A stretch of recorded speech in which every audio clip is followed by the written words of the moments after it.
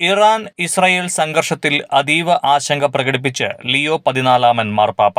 സംഘർഷത്തിന് അറുതി വരുത്തി സമാധാനം പുനഃസ്ഥാപിക്കാൻ ലോകരാഷ്ട്രങ്ങൾക്കുള്ള കടമയെക്കുറിച്ച് പാപ്പ ഓർമ്മപ്പെടുത്തി.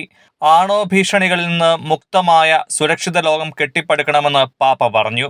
നീതി, സഹോദര്യം, പൊതുനന്മ എന്നിവയിൽ അധിഷ്ഠിതമായ ശാശ്വത സമാധാനം കെട്ടിപ്പടുക്കുന്നതിനായി പരസ്പര ബഹുമാനത്തോടെയുള്ള ചർച്ചകൾ നടക്കണം. ആരും ഒരിക്കലും മറ്റൊരാളുടെ നിലനിൽപ്പിനെ ഭീഷണിപ്പെടുത്തരുത്. സമാധാനത്തിന്റെ ലക്ഷ്യത്തെ പിന്തുണയ്ക്കുകയും അനുരഞ്ജനത്തിന്റെ പാതകൾ തുറക്കുകയും വേണം.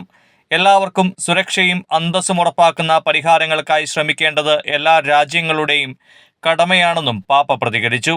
വളരെ ആശങ്കാജനകങ്ങളായ വാർത്തകളാണ് വന്നുകൊണ്ടിരിക്കുന്നതെന്നും ഇറാനിലെയും ഇസ്രയേലിലെയും സ്ഥിതി ഗുരുതരമാംവിധം വഷളായിരിക്കുകയാണെന്നും പാപ്പ കൂട്ടിച്ചേർത്തു.